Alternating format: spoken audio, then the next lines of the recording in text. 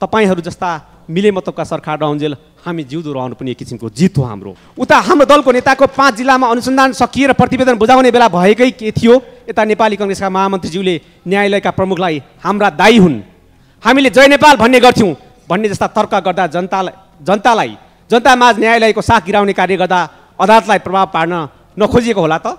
सभामुख महोदय, आफूहरूले भने बमोजिम सरकारी वकिलले मुद्दा लगेन भन्दै रातारात उसको सरुवा गरेर न्यायालयलाई प्रभावित गर्न खोजेको होइन।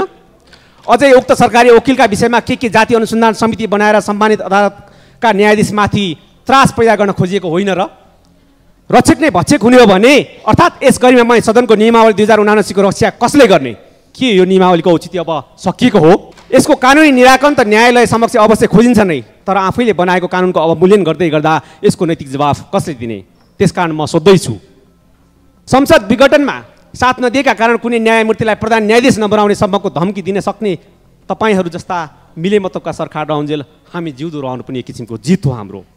यस्ता दृष्टान्त थुप्रै छन् सभामुख महोदय। 2 तिहाईको सरकारले जे गर्दा पनि हुने भएको छ। यहाँ अन्यायको हद पार गरिसकेकाको अगाडि हामीले अन्याय भयो भनेर पनि बोल्नै नपाइने हो र सभामुख महोदय? मूल अभियोग अदालतमा विचाराधीन भएका बेला पूरकमा अनुसन्धान चलिरहेको थियो, यता हाम्रो सभापतिलाई जिल्ला घुमाउने हो भन्दै सञ्चार माध्यममा बोल्दै हिँड्ने छानबिन समितिका सभापति स्वयंलाई चाहिँ के भन्ने सभामुख महोदय? थुन्चेको बसमा उक्त जिल्लाको र उच्च सहकारी वकिलले नपुगेर विभिन्न जिल्लाहरूबाट सरकारी वकिलको लावा लस्कर लगाएर बस लम्ब्याउने उद्देश्यलाई अदालतमा प्रभाव पार्न खोजिएको होइन र? बनाएको सदनको मूल कानुनलाई नै लथ्याउँदै गलत दफा उपयोग गरेर निलम्बन गर्न आतुर देखिँदा यस गरिमामय सङ्घीय संसदले गरेको निर्णयमाथि उठेको नैतिकतामाथिको प्रश्नको जवाफ खोज्ने कि नखोज्ने? ड्यू प्रोसेस अफ ल अर्थात् कानुनको समुचित प्रक्रियाको खिल्ली उडाउँदै 2081 पौष 8 गते सङ्घीय संसद सचिवालयले सम्पत्ति शुद्धिकरण ऐन 2064 को दफा 27 का हवाला दिँदै राष्ट्रिय स्वतन्त्र पार्टीका सभापति पूर्व उप प्रधानमन्त्री तथा गृहमन्त्री शमशेद रवि लामिछानेको संसद पद निलम्बनको सूचना जारी गर्यो। नेपालको संविधान अनुसार शक्ति पृथकीकरणको सिद्धान्तलाई आधार मानेर नेपालको शासकीय प्रणालीमा रहेका 3 अङ्ग व्यवस्थापिका, कार्यपालिका र न्यायपालिका जसले सरकारको संरचना र सञ्चालन नियमन गर्न, संविधानको पालना गर्न र नागरिकको अधिकारको रक्षा गर्न आआफ्नै विशिष्ट भूमिका निर्वाह गरेका हुन्छन्। कस्तो अवस्थामा संसदलाई निलम्बन गर्न सकिन्छ भनेर स्पष्ट कानुन नियमावलीको दफा 248 को उपदफा 3 ले स्पष्ट व्याख्या गरेको अवस्थामा यसलाई नजरअन्दाज गर्दै सम्पत्ति शुद्धिकरण ऐन 2064 को दफा 27 को हवाला दिँदै गर्दा मेरो प्रश्न सम्माननीय सभामुखज्यूलाई, हाम्रो पार्टीका सभापतिको संसद पदमाथि भएको अन्यायपूर्ण निलम्बन प्रक्रियाको विषयमा यस सदनमा कुरा उठाउँदा अदालतमा विचाराधीन मुद्दाका विषयमा बोल्न मिल्दैन भन्ने तर्क गरिएको सुनियो। हुन त म कानुनको विद्यार्थी होइन, यद्यपि यो विषयमा चर्चा गर्ने माननीयज्यूहरूलाई सभामुख मार्फत म केही प्रश्न राख्न चाहन्छु र प्रश्न पनि पार्न चाहन्छु। यो विषय अहिलेसम्म सम्मानित न्यायालयमा त प्रवेश गरेकै छैन, तर धैर्य गर्नुहोस्, त्यो प्रक्रिया पनि पुरा गर्नेछौँ। हिजो सम्बन्धित सहकारीको मूल मुद्दा अदालतमा विचाराधीन नै थियो, जुन बेला नेपाली कांग्रेसले यही सहकारीका विषयमा हाम्रो नेता केन्द्रित संसदीय छानबिन समितिको माग गरेको थियो। के त्यति बेला अदालतको विषय उठान गर्न मिलेको थियो? भ्रष्टाचारीहरूको पकडमा रहेको कार्यपालिकाले राज्य शक्तिको चरम दुरुपयोग गर्दै यो पुस्ताको राजनीतिमा भएको उपस्थितिलाई निस्तेज पार्न गरी रचिएका षड्यन्त्र र राजनीतिक प्रतिशोधपूर्ण व्यवहारको हिस्सेदार के यो व्यवस्थापिका पनि भएको हो र? होइन भने कुनै पनि अनिष्ट हुनुभन्दा अगाडि नै सङ्घीय सांसद सचिवालयले लिएको गलत कदमलाई सच्याउँदै सार्वभौम सदनको गरिमालाई बचाउन रासपा सभापतिमाथि भएको त्रुटिपूर्ण निलम्बन प्रक्रियालाई सच्याउँदै प्रतिनिधि सभा नियमावली 2079 को रक्षा गर्नका लागि सम्माननीय सभामुखज्यूले यथाशक्य चाँडो आवश्यक कदम चाल्नुहुन्छ भन्ने आशा लिएको छु। सम्माननीय सभामुख महोदय, अर्को एउटा महत्त्वपूर्ण विषय, स्टक एक्सचेन्जको लाइसेन्स प्राप्तिका लागि जग्गा नै बैनास्वरूप दान उपलब्ध गराएको अफवाह समेत नफैलिएको होइन। त्यो बाहेक 5 अर्बसम्मको खेलको चर्चा स्वयं प्रधानमन्त्रीज्यूले पनि चर्चा गरेको तथ्य जगजाहेरै छ। यद्यपि सम्मानित अदालतको संवैधानिक इजलासमा विचाराधीन तथा अख्तियार दुरुपयोग अनुसन्धान आयोगमा विचाराधीन विषयलाई सरकारले जुन व्यतिथिपूर्ण पाटोबाट लाइसेन्स दिने प्रक्रिया अगाडि बढाएको छ, यसको घोर भर्त्सना गर्दै सरकारले यस सम्मानित सदनमा उपस्थित भएर यसको स्पष्ट जवाफ दियोस् भनी माग राख्दछु। धन्यवाद। व्यवस्थापिका कार्यपालिकाको चरणमा तुम शरणम भएको नै हो त?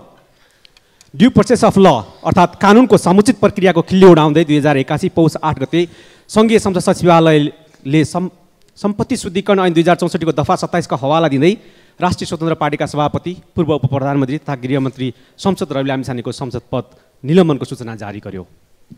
नेपालको संविधान अनुसार शक्ति पृथकीकरणको सिद्धान्तलाई आधार मानेर नेपालको शासकीय प्रणालीमा रहेका 3 अङ्ग व्यवस्थापिका, कार्यपालिका र न्यायपालिका जसले सरकारको संरचना र सञ्चालन नियमन गर्न, संविधानको पालना गर्न र नागरिकको अधिकारको रक्षा गर्न आफ्नै विशिष्ट भूमिका निर्वाह गरेका हुन्छन्।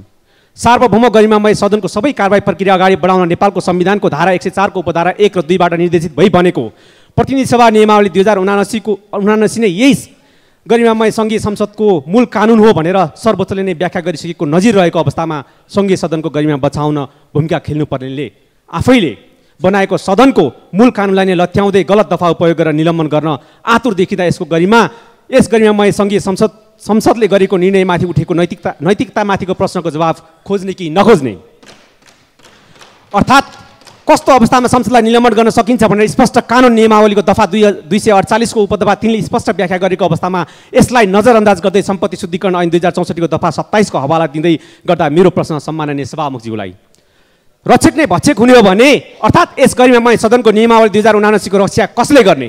के यो नियमावलीको औचित्य अब सकिएको हो? यसको कानुनी निराकरण त न्यायालय समक्ष अवश्य खोजिन्छ नै, तर आफैले बनाएको कानुनको अवमूल्यन गर्दै गर्दा यसको नैतिक जवाफ कसले दिने? त्यसकारण म सोध्दैछु,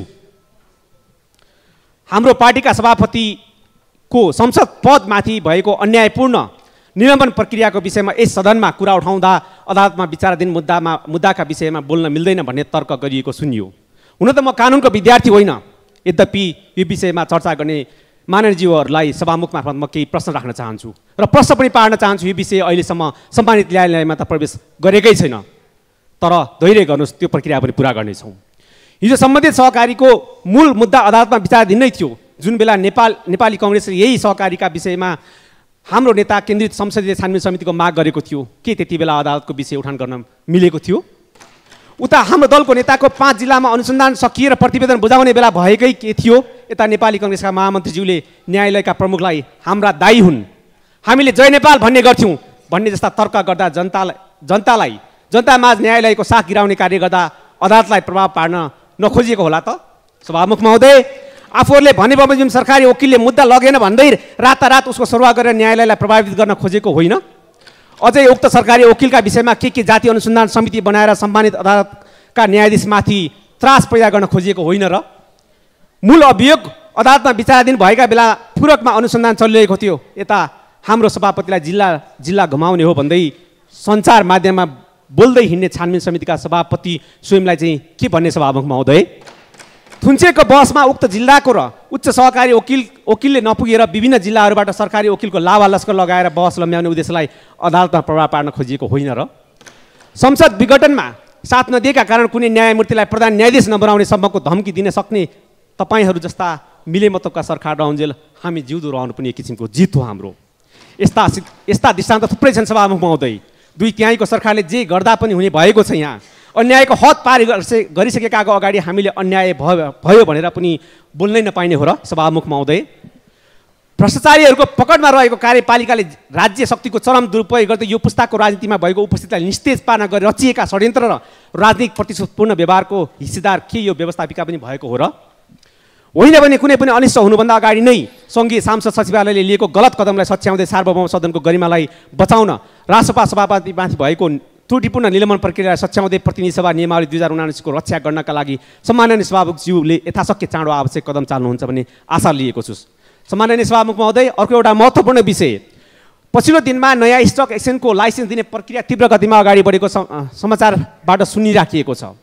रासपाले आफ्नो वाचापत्रमै भनेको छ, प्रतिस्पर्धी सेवा प्रदायक संस्था भएमा त जनताले सहज र गुणस्तरीय सेवा प्राप्तिमा सुधार हुन्छ भन्ने त हुन सक्दछ, तसर्थ नयाँ स्टक एक्सचेन्जको स्थापना त हाम्रो पनि माग हो। तर के भ्रष्टाचार र घुस प्रकरणले नगिजोलिकन मापदण्डका आधारमा भएको संस्थाको सुधार र प्रतिस्पर्धी संस्था संरचना खडा गर्न सकिँदैन?